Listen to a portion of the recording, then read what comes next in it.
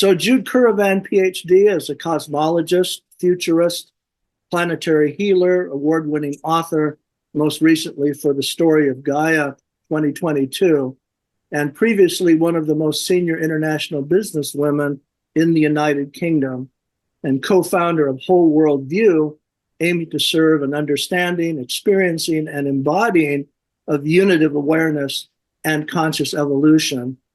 And her chapter in the Great Upshift is Our Conscious Revolution. It's wonderful to be with you all today, and what a timely opportunity for us to come together, because when Ervin talked about we cannot do this alone, and David talked about sometimes pressing the wrong button on the computer and the word becomes uplift rather than upshift, I talk about us linking up and lifting up together, and I feel that that's what we're here to, not just today, but as we move forward into what I hope and trust is a truly hopeful new era for the Upshift for all of us. So I'd like to begin by really talking about our conscious revolution. And I added the R in front of evolution because what we're, I think all of us talking about now is not a small iteration of our views around the world, not even different choices around how we behave in the world. Because when we look at the future, as Greg said very early on, he said very few people have a deep, profound, revolutionary perspective of what that could be. And because nevertheless, most of these forecasts are based on iterations and generally based on a prevailing worldview. So few have been able to envisage what a future founded on a transformational understanding of the nature of reality itself and our purpose and possible role within its evolutionary emergence might look like. Nonetheless, this is where we're at. We are on the threshold of such a radical and existential question called to ask, what if? And if so, what then? It's here and now that I believe, as a cosmologist, an evolutionary biologist and systems researcher, that we are at a potential revolutionary, revelatory moment of our collective perception, and on the verge of a revolutionary and transformational journey, a sacred mission, a divine mission, a cosmic mission, as we've already heard today. So the what if is, what if, instead of viewing consciousness as something we have and experiencing it at different levels of self-awareness, we come to understand, as Einstein and other pioneering scientists did before us, that it is an empirical reality, that mind and consciousness aren't something we have. They're literally what we and the whole world are. What if, as wisdom teachings, as universal wisdom teachings and indigenous teachings have told us for millennia, that universal mind literally informs the appearance of our universe, meaningfully informs a universe that exists as meaningfully and purposefully evolves, as Ervin has been saying, from simplicity to ever greater levels of complexity and self-awareness and individuation. What if unity in its manifold expression in diversity, rather than separation or uniformity, is indeed our existential reality? And what if, as a species, we no longer need to hope and trust and have faith in such an aspirational possibility, but know it, as Bruce said, as Greg said, deep in our hearts, that we know it as our true nature, as our true and divine reality. And we can come not only to understand that, but to experience it and embody it. And what if science finally catches up with such wisdom teachings to provide scientifically based evidence of the non-locally unified nature of reality and the reality of our entire universe? It is. We are, and it is. Leading edge science is now converging with such universal wisdom and indigenous teachings to reveal a universe that indeed meaningfully exists and purposefully evolves as a non-locally unified entity. It reveals to us, as Ervin once said, a re-enchantment of the cosmos, where we are its microcosmic co-creators. Our choices matter. Who we are and how we are as humans perhaps is only just being perceived. As Bruce said, as Greg said, our divine nature, we can awaken to remember who we really are, and that is our divine nature.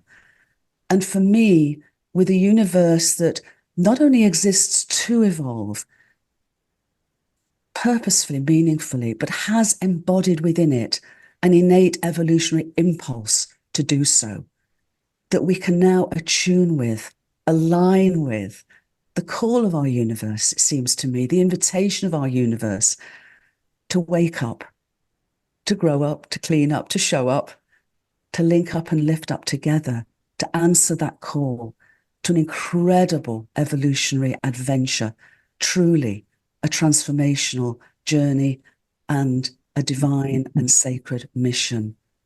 That is where we're at, it seems to me. And this is who we are and who we can consciously evolve to become. Yes, a revolution. And perhaps most important of all, a we-volution, that we do this together. Thank you, Jude. Never has a truer word been spoken. This is so beautifully encapsulated what the problem is, what the solution is, and what we can do about it. These words should be engraved in stone and listened to. Thank you also for your chapter in this book, which has likewise been a great pleasure, you stating these great truths. So wonderful. Let's remember that. This is us. This is the message. This is the divine message, that the sacred message that we can hear to communicate. Thank you, Ervin. And when you spoke so beautifully then, it sort of brought back to me the terminology we use, the languaging we use to, explain our worldview. We're a storytelling species, we're a narrative sharing species. And we've actually had a narrative of fragmentation, a narrative of a dead universe, a meaningless universe, an accidental universe.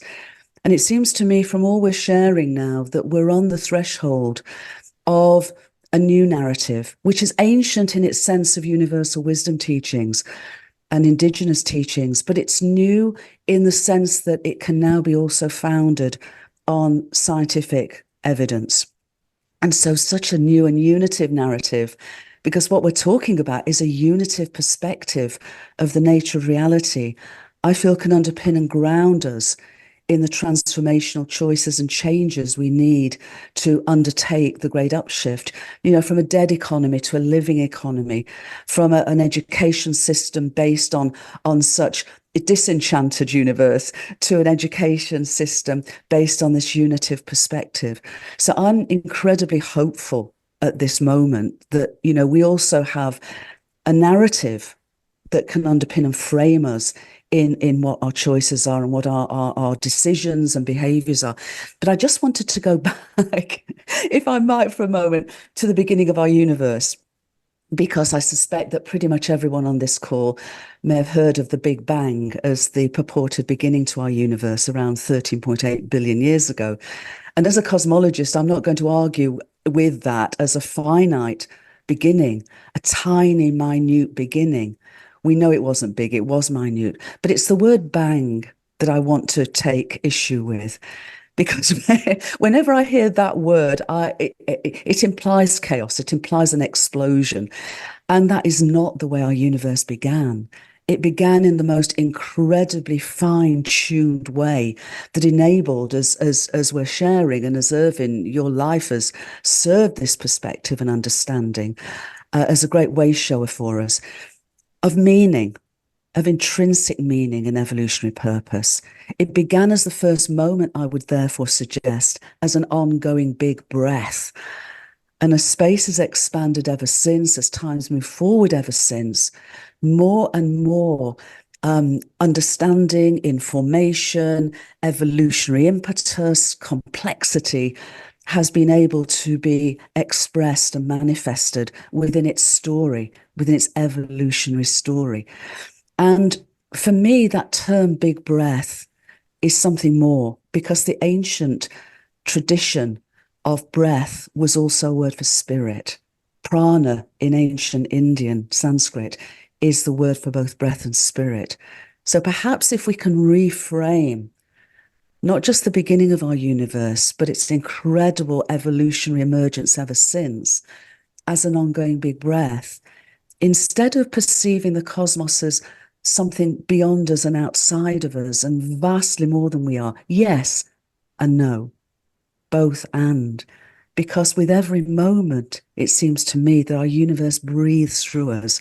That big breath breathes through us in every moment. When we come into incarnation for this earth walk, we take on these wonderful communities we call human bodies, as Bruce said. Our universe breathes us, and its evolutionary impulse breathes us, which is what I think you were referring to earlier. It's not in that sense a choice. We can close our ears and close our eyes and close our hearts to its call, but the call is there. And I know that Connie's and Andrew are on the call today. They talk, as I do, of not just a living universe, but a loving universe. Because as you say, as we're saying, our universe exists and evolves as a non-locally unified whole, where every aspect of it, from the tiniest to the wholeness of it, is fundamentally interdependent, interrelational. We are interbeing with the whole world. And the cosmology that's emerging is the cosmology of a conscious living universe, and therefore our planet as a conscious, sentient planetary home, Gaia, for us. And so I'd like to complete my words here today with two thoughts beyond the big breath.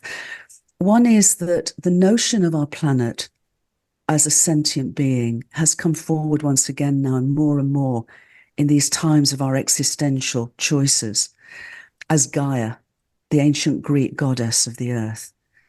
And perhaps if we can, in a great upshift, remember the wholeness of who we are, we can heal our relationship with our planetary home and expand our perception beyond being human beings to know ourselves as Gaians, to become co-evolutionary partners with Gaia. And at Whole World View, we have a little strapline in terms of unitive awareness and a unitive narrative. We talk about act local, what is in front of us, what calls our heart to act for, which is a vital part of the Great Upshift. Feel global as Gaians, and think cosmic, because we are divine beings of a divine and sacred cosmos. We are its microcosmic co-creators. This is our heritage. This is who we are. And this is who we can consciously evolve to further become in this great adventure of an unfolding and flowing universe.